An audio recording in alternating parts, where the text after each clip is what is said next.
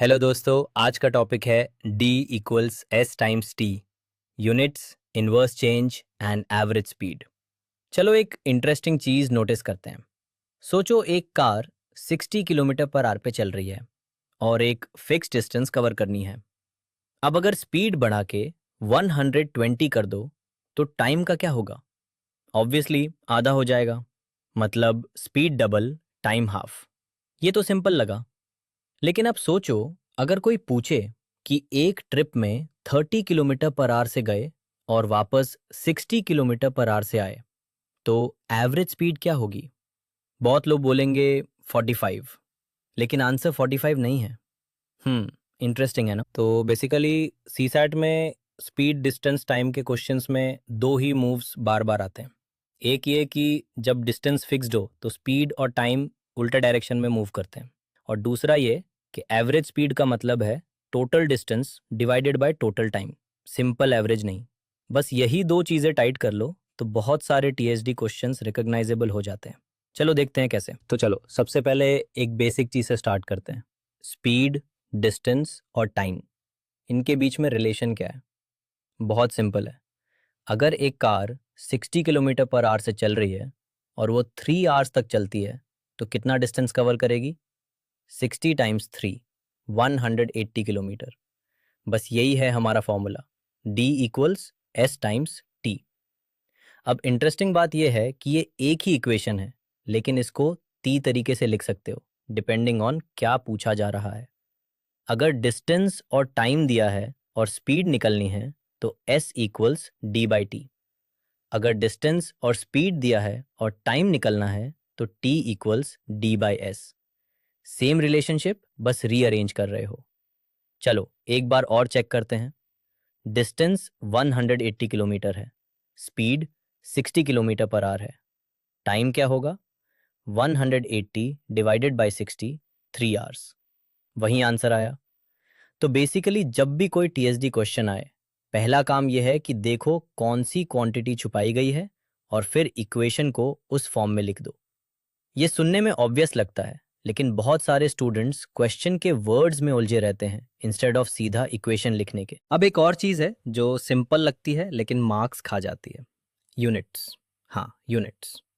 सोचो, अगर स्पीड दी गई है किलोमीटर पर आवर में और टाइम दिया गया है सेकेंड्स में, तो क्या डायरेक्टली मल्टीप्लाई कर सकते हो? नहीं ना, क्योंकि kilometre per hour times seconds तुम्हें कोई मीनिंगफुल आंसर नहीं देगा। पहले यूनिट्स मैच करने पड़ेंगे। तो ये कन्वर्जन याद रखना है। किलोमीटर पर आवर को मीटर्स पर सेकेंड में कन्वर्ट करना है, तो मल्टीप्लाई करो 5/18 से। और मीटर्स पर सेकेंड को किलोमीटर पर आवर में कन्वर्ट करना है, तो मल्टीप्लाई करो 18/5 से। चलो एक बार ट्राई करते हैं। 36 किलोमीटर पर आवर को मीटर्स पर सेकेंड में कन्वर्ट करो। 36 times 5/18। 36 divided by 18 is 2 times 5 is 10. तो 36 किलोमीटर पर आवर मतलब 10 मीटर्स पर सेकेंड। सिंपल है, लेकिन अगर ये कन्वर्जन करना भूल रहे और सीधा मल्टीप्लाई कर दिया तो आंसर गलत आएगा और तुम्हें पता भी नहीं चलेगा कि कहाँ मिस्टेक हुई। तो दो चीज़ें याद रखनी है यहाँ से। पहली, D equals S times T को जो भी फॉर्म चाहिए उसमें लिख दो बेस्ड ऑन क्या अननोन है। और दूसरी, कैलकुलेशन शुरू करने से पहले एक बार चेक करो कि यूनिट्स मैच हो रहे हैं या नहीं। बस इतना डिसिप्लिन रख लो तो केयरलेस मिस्टेक्स बहुत कम हो जाएंगी। अब चलो एक इंटरेस्टिंग चीज़ एक्सप्लोर करते हैं। अभी हमने देखा D equals S times T. अब सोचो, अगर डिस्टेंस फिक्स है, मतलब वही रास्ता है, वही रूट है, तो स्पीड और टाइम में क्या रिलेशनशिप होगा? चलो एक एग्जाम्पल से देखते हैं। एक जर्नी है 240 किलोमीटर की।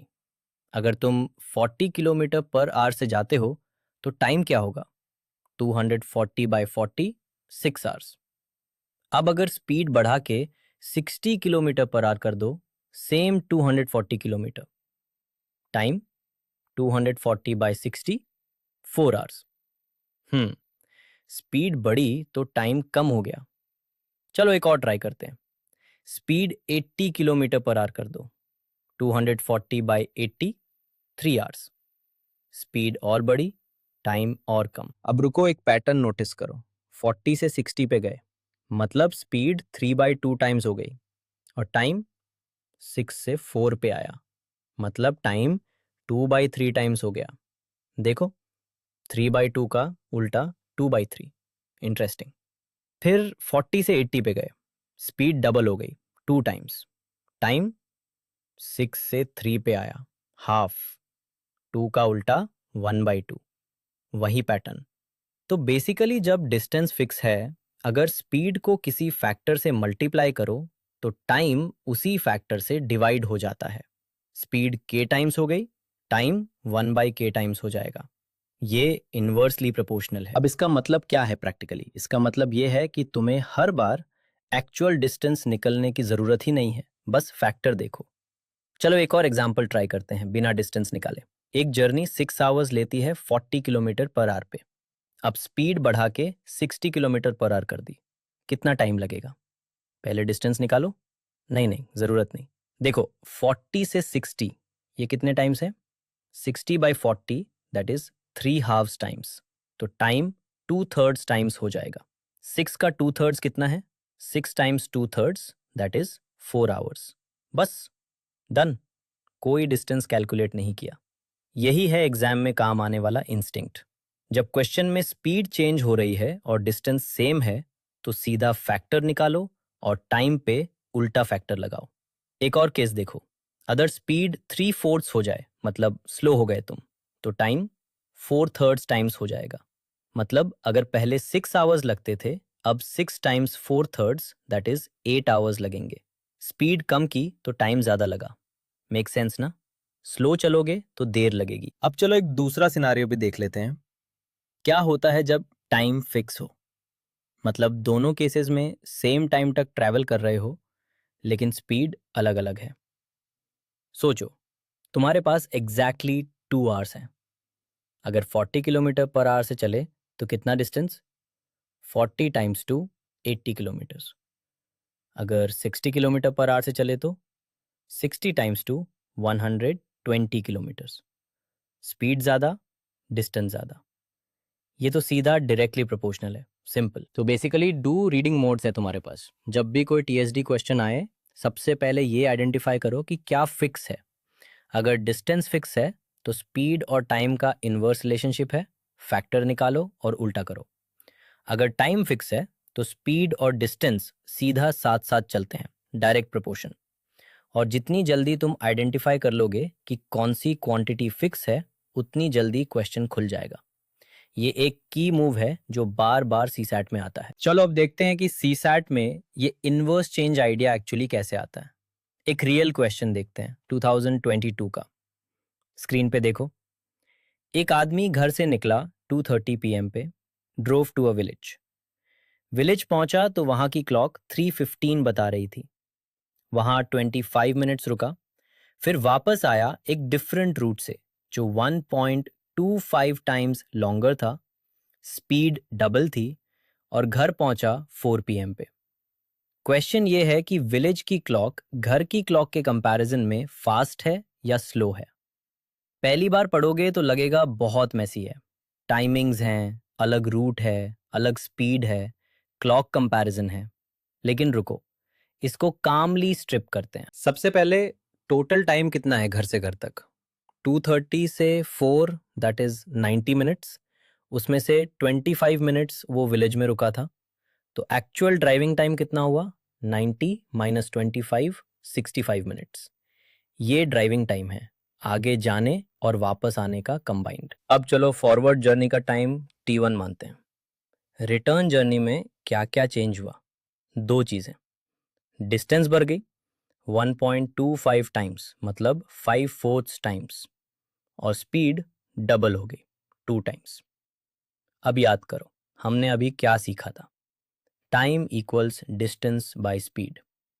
तो अगर डिस्टेंस 5/4 टाइम्स हो गई और स्पीड 2 टाइम्स हो गई, तो रिटर्न टाइम क्या होगा? T1 times 5/4 divided by 2। ये कितना हुआ? T1 times 5/8। तो फॉरवर्ड टाइम T1 है और रिटर्न टाइम T1 का 5/8 है। मतलब फॉरवर्ड और रिटर्न का रेशियो क्या है? T1 to T1 times 5/8। दोनों को T1 से डिवाइड करो, रेशियो है 1 to 5/8। फ्रैक्शंस हटाने के लिए 8 से मल्टीप्लाई करो दोनों को, 8 to 5। तो ड्राइविंग टाइम 65 मिनट्स है जो 8 to 5 के रेशियो में डिवाइड होगा। 8 + 5 13 पार्ट्स। एक पार्ट कितना? 65/13, that is 5 minutes. Forward journey का टाइम 8 × 5 40 मिनट्स। अब सोचो, आदमी 2:30 पे निकला घर से, 40 मिनट्स ड्राइविंग की, तो एक्चुअली विलेज पहुंचा कब? 2:30 + 40 मिनट्स, दैट इज 3:10 PM। लेकिन विलेज की क्लॉक क्या बता रही थी? 3:15।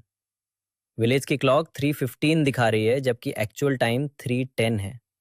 मतलब विलेज की क्लॉक 5 मिनट्स फास्ट है। Answer D. अब एक सेकंड रुको और सोचो कि हमने क्या किया और क्या नहीं किया। हमने एक्चुअल डिस्टेंस निकाली? नहीं। एक्चुअल स्पीड निकाली? नहीं। कोई इक्वेशन सॉल्व की डिस्टेंस या स्पीड के लिए? नहीं। बस फैक्टर्स देखे। डिस्टेंस का फैक्टर 5/4, स्पीड का फैक्टर 2, टाइम का फैक्टर 5/8। फिर रेशियो निकाला, 65 मिनट्स स्प्लिट किया और आंसर आ गया। यही वो मूव है जो प्रीवियस सेक्शन में हमने एक्सप्लोर किया था। जब डिस्टेंस और स्पीड दोनों चेंज हो रहे हैं नोन फैक्टर्स से, तो टाइम का फैक्टर सीधा निकल आता है। Ratio reasoning. फुल कैलकुलेशन की जरूरत ही नहीं पड़ती। और ये क्वेश्चन डेलिबरेटली मेसी दिखता है। क्लॉक कंपैरिजन है, डिफरेंट रूट है, स्टेइंग टाइम है। लेकिन जब तुम नॉइज हटा के स्ट्रक्चर देखते हो, तो वही सिंपल इनवर्स चेंज आइडिया है जो हमने अभी प्रैक्टिस किया। अब एक और चीज एक्सप्लोर करते हैं जो बहुत इंटरेस्टिंग है और बहुत लोग इसमें गलती करते हैं। Average speed. चल एक सिंपल सिचुएशन लेते हैं। सपोज तुम एक ट्रिप पे गए। जाते वक्त तुम्हारी स्पीड थी 30 km/h। आते वक्त तुम्हारी स्पीड थी 60 km/h। तो पूरी ट्रिप की एवरेज स्पीड कितनी होगी? पहली इंस्टिंक्ट क्या आती है? 30 + 60 / 2, that is 45 km/h। Simple arithmetic mean. लेकिन रुको, ये करते हैं प्रॉपरली। एक्चुअली नंबर से करते हैं, फिर देखते हैं क्या आता है। सपोज दोनों तरफ का डिस्टेंस सेम है, 60 किलोमीटर। जाते वक्त 60 किलोमीटर एट 30 km/h, तो टाइम कितना लगा? 60/30, 2 आवर्स।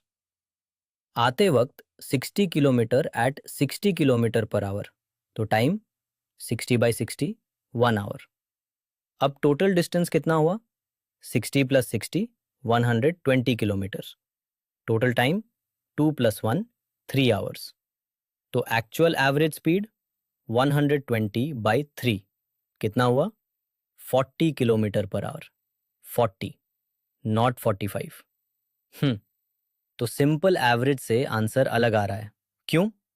सोचो ऐसे, जब तुम 30 km/h पे चल रहे थे, तुम उस स्पीड पे ज्यादा टाइम बिता रहे थे, 2 घंटे।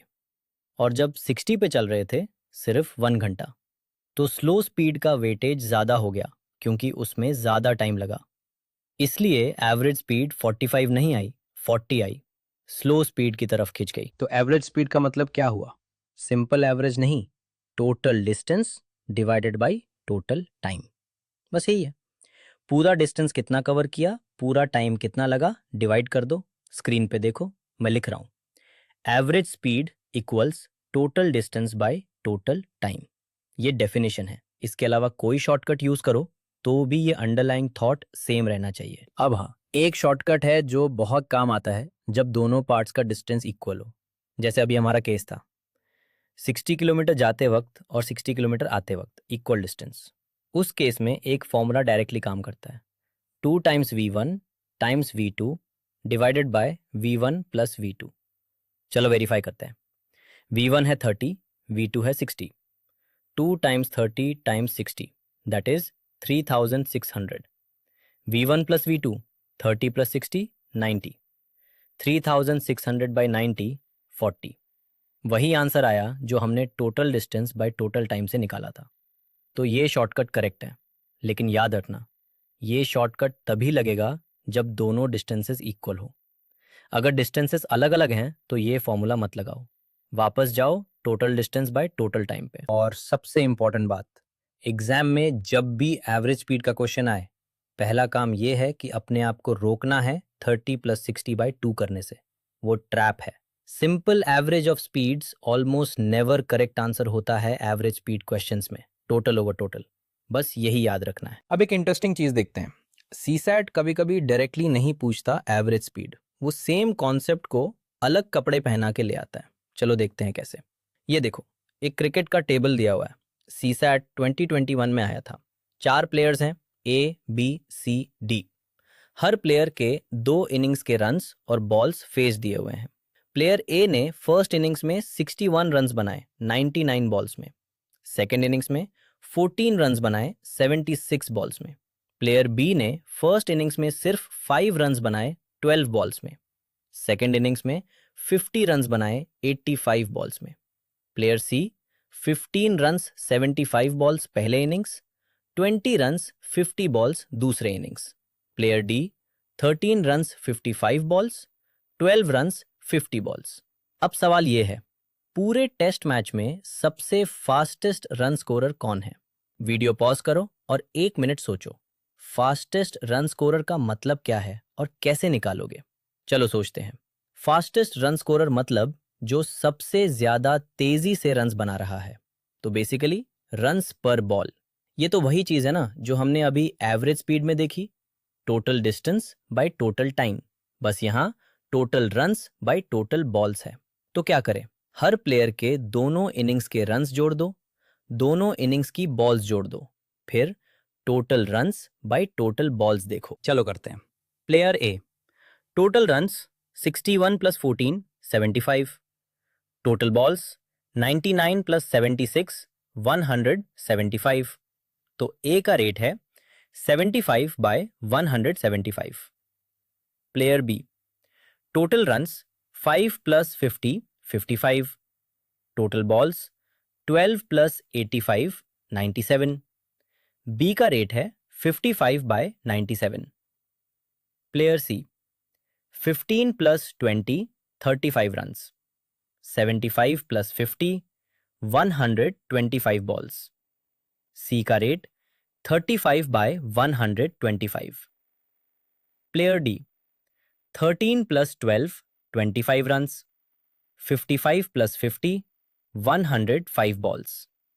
डी का रेट 25/105। अब इनमें से सबसे बड़ा फ्रैक्शन कौन सा है? एग्जैक्ट डिवीजन करने की ज़रूरत नहीं है, एक सिंपल बेंचमार्क यूज़ करते हैं। चलो हर फ्रैक्शन को 0.5 से कंपेयर करते हैं। मतलब देखते हैं कि क्या टोटल रन्स टोटल बॉल्स के आधे से ज़्यादा है या कम। आ के लिए 175 का आधा 87.5, आ के रन्स 75, 75 तो 87.5 से कम है, तो आ का रेट 0.5 से नीचे है। बी के लिए 97 का आधा 48.5, बी के रन्स 55, 55 तो 48.5 से ज़्यादा है, तो बी का रेट 0.5 से ऊपर है। सी के लिए 125 का आधा 62.5, सी के रन्स 35, बहुत नीचे, 0.5 से काफ़ी कम। डी के लिए 105 का आधा 52.5, डी के रन्स 25, वो भी बहुत नीचे।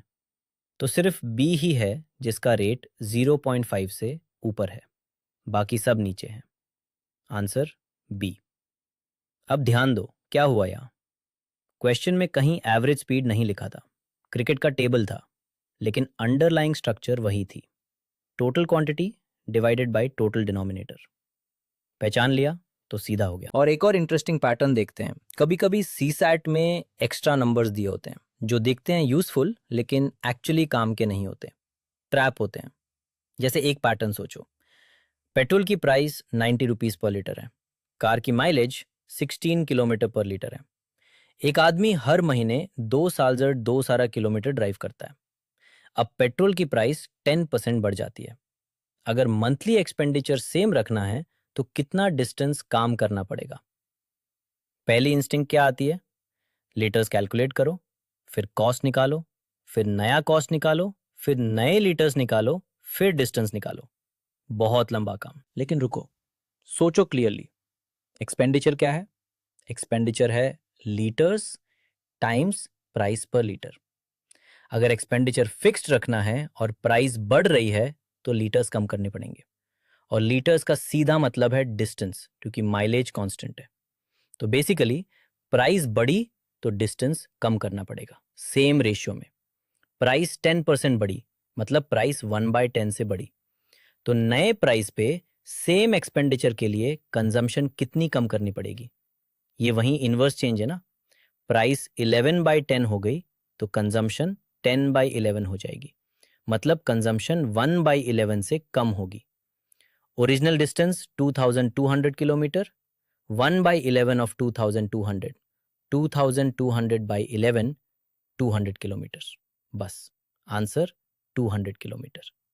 और 90 रुपीस पर लीटर और 16 किलोमीटर पर लीटर, ये दोनों नंबर्स काम ही नहीं आए, डिस्ट्रैक्टर्स। तो ये जो पैटर्न है ना, ये बहुत पावरफुल है। चाहे एवरेज रेट का क्वेश्चन हो, चाहे inverse change under fixed expenditure का क्वेश्चन हो, एक ही सवाल पूछो अपने आप से, रियल गवर्निंग रेशियो क्या है यहाँ? कौन सा क्वांटिटी फिक्स है, कौन सा बदल रहा है, और कौन सा उसके रिस्पॉन्स में बदलेगा? बस इतना सोचना है, बाकी सब नॉइज है। चलो अभी क्विकली 2 सवाल ट्राई करते हैं, देखते हैं कि जो चीजें हमने सीखी वो कितनी सेट हो गई है। पहला सवाल, एक कार एक फिक्स्ड डिस्टेंस 4 घंटे में कवर करती है 60 किलोमीटर पर आवर पे। अगर स्पीड 80 किलोमीटर पर आवर हो जाए तो कितना टाइम लगेगा? वीडियो पॉज करो, 10 सेकेंड दो खुद को। चलो देखते हैं। स्पीड 60 से 80 हो गई, ये कितने टाइम्स है? 80/60 मतलब 4/3। स्पीड 4/3 टाइम्स हो गई। डिस्टेंस फिक्स्ड है तो टाइम उल्टा, 3/4 टाइम्स। 4 घंटे का 3/4, 3 घंटे। बस, कोई डिस्टेंस कैलकुलेट नहीं किया, कोई लंबी डिवीजन नहीं की। दूसरा सवाल, एक आदमी 120 किलोमीटर जाता है 40 किलोमीटर पर आवर से, और 120 किलोमीटर वापस आता है 60 किलोमीटर पर आवर से। राउंड ट्रिप की एवरेज स्पीड क्या है? पॉज करो और ट्राई करो। अब देखते हैं। सबसे पहले एवरेज स्पीड मतलब total distance by total time, ये याद रखना है। सिंपल एवरेज नहीं लेना है स्पीड्स का, total distance 120 plus 120, 240 kilometres. Total time 120/40, 3 घंटे, प्लस 120/60, 2 घंटे, टोटल 5 घंटे। Average speed 240/5, 48 kilometre per hour. 50 नहीं, 45 नहीं, 48। ठीक है, तो पूरे चैप्टर को कंप्रेस करें तो 3 चीजें हैं जो एग्जाम में काम आएंगी। पहली, D=S/T, ये बेस इक्वेशन है और क्वेश्चन जो छुपा है उसके हिसाब से रीअरेंज करो।